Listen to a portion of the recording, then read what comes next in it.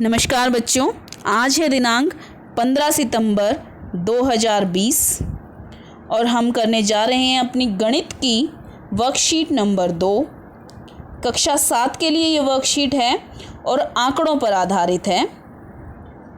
अब हमने पिछली वर्कशीट में आंकड़े पढ़े थे कि आंकड़े क्या होते हैं, आंकड़ों के विषय में कुछ बातें पढ़ी थी।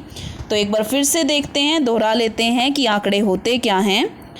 तो आंकड़े जो हैं तथ्यों का एक संग्रह है, जैसे कि संख्या, शब्द, माप, अवलोकन या चीज़ों का विवरण। तो आंकड़े हम कब इकट्ठे करते हैं? जब हमें चीज़ों को गिनना होता है, उनका संग्रह करना होता है, किसी एक चीज़ की विशेष जानकारी हमें चाहिए होती है, तो हम आंकड़े इकट्ठे करते हैं उसके विषय में। जैसे कि मैंने आपको पिछली वर्कशीट में बताया था कि हम जनसंख्या के आंकड़े इकट्ठे करते हैं, या किसी क्षेत्र में कितनी वर्षा हो रही है, कितनी बारिश हो रही है, उसके आंकड़े इकट्ठे करते हैं। तो ये सब क्या कहलाते हैं? आंकड़े।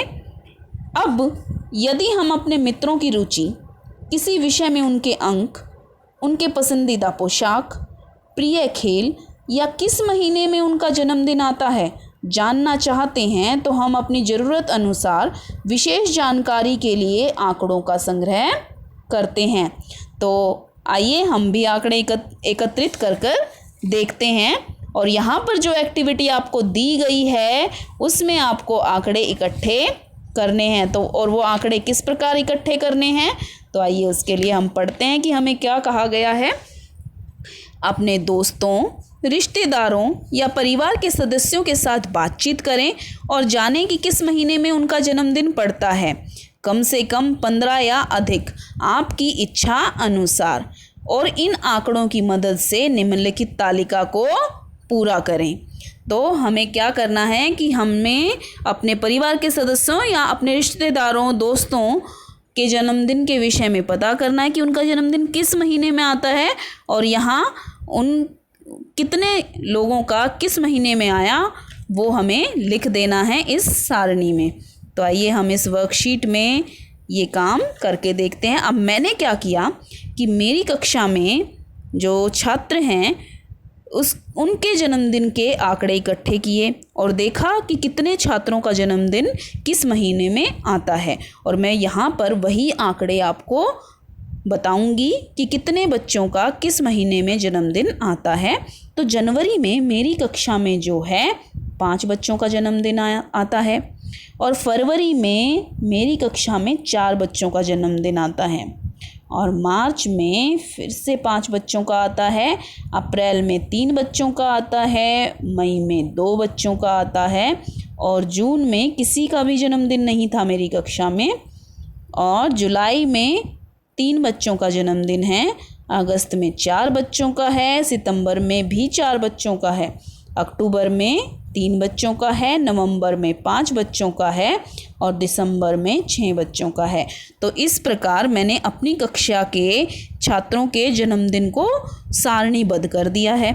और ये क्या होता है? ये है आंकड़े इकट्ठा करना, ये देखना कि किस महीने में कितने बच्चों का जन्मदिन आया। तो आप भी इस प्रकार आंकड़े इकट्ठे कर सकते हैं, सिर्फ जन्मदिन के नहीं।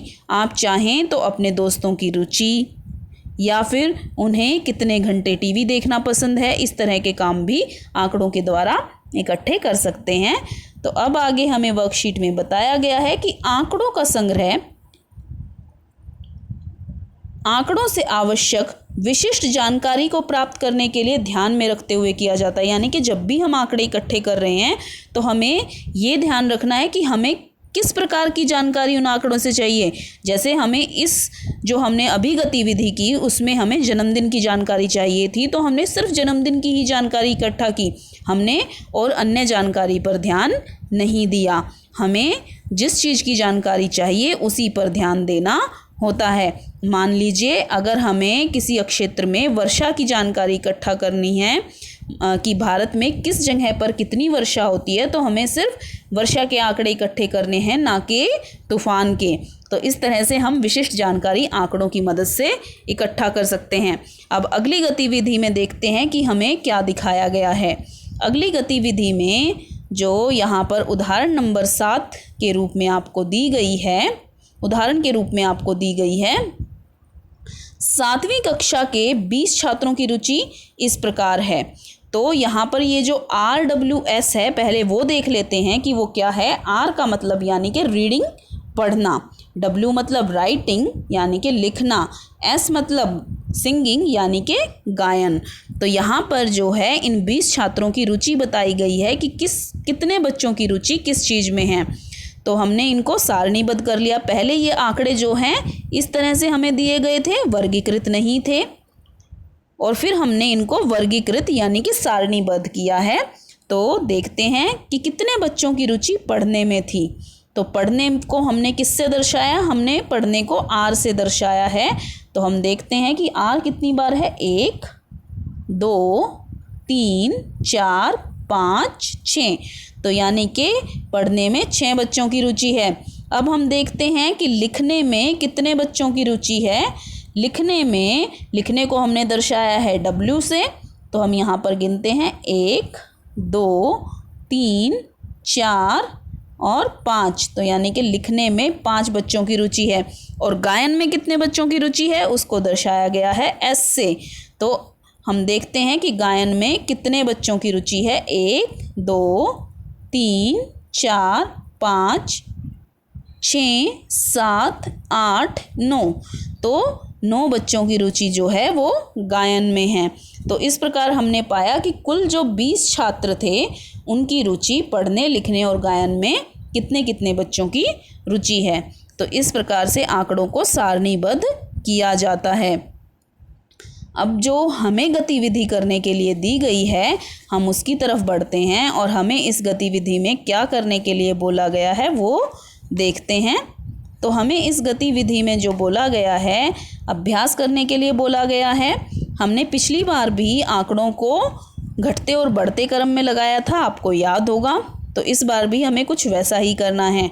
हमें कहा गया है कि 10 लड़कियों की ऊंचाई को सेंटीमीटर में मापा गया था और परिणाम निम्नानुसार है। तो यहाँ पर जो है आप देखेंगे कि ना तो घटते क्रम में आंकड़े लगे हुए हैं ना बढ़ते क्रम में। तो हम इनको किसी एक क्रम में लगा लेते हैं। अब जो है इनको हम बढ़ते क्रम में जब लगाएंगे तो सबसे छोटी जो संख्या है वो है 128, यानी कि सबसे छोटी लड़की की ऊंचाई है 128। उसके बाद जो हमें ऊंचाई दी गई है इससे बड़ी वो है 132।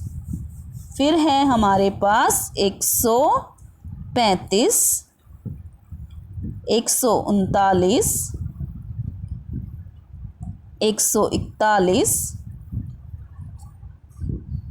और 141 के बाद है 143। फिर है 146, 149, 150 और 151।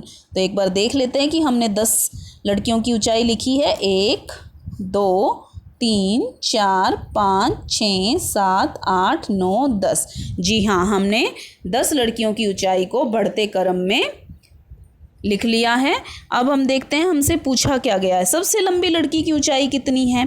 तो इसके लिए जब हमने बढ़ते क्रम में लगा लिया है तो जो सबसे लंबी लड़की होगी उसकी ऊंचाई सबसे अंत में हमें मिलेगी। तो वो है 151 सेंटीमीटर। और यहाँ पर सेंटीमीटर लिखना आप नहीं भूलेंगे, क्योंकि हमने बात किसकी की है, ऊंचाई की, और उसको नापा गया है सेंटीमीटर में। सबसे छोटी लड़की की ऊंचाई कितनी है, सबसे छोटी लड़की की ऊंचाई जो है वो 128 सेंटीमीटर है। तो हमारे 2 प्रश्न हो चुके हैं। अब तीसरे प्रश्न में देखते हैं। अब सबसे लंबी लड़की की ऊंचाई में से छोटी लड़की की ऊंचाई घटाएं। तो हमारे लिए बहुत ही आसान है। सबसे लंबी लड़की की ऊंचाई है 151 और सबसे छोटी लड़की की ऊंचाई है 128 सेंटीमीटर। तो इनको जब हम घटाते हैं तो कितना प्राप्त करते हैं, यहाँ पर हम प्राप्त करते हैं 23 सेंटीमीटर। तो इस प्रकार जो है हमें जो ये 23 संख्या प्राप्त हुई, अब उसको समझ लेते हैं कि वो जो संख्या हमें प्राप्त हुई उसे हम कहते क्या हैं।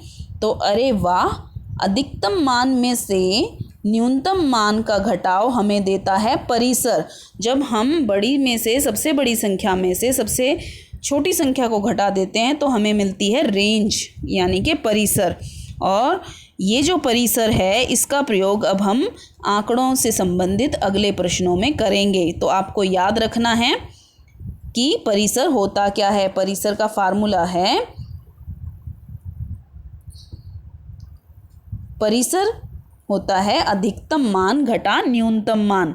तो बच्चों आपको इसी तरह से आंकड़ों से संबंधित जानकारी को इकट्ठे करते रहना है और अगली वर्कशीट के लिए अपने आप को तैयार रखना है। तब तक के लिए आप करते रहिए अपने आंकड़ों से संबंधित पाठ को और हम मिलेंगे अगली वर्कशीट के साथ।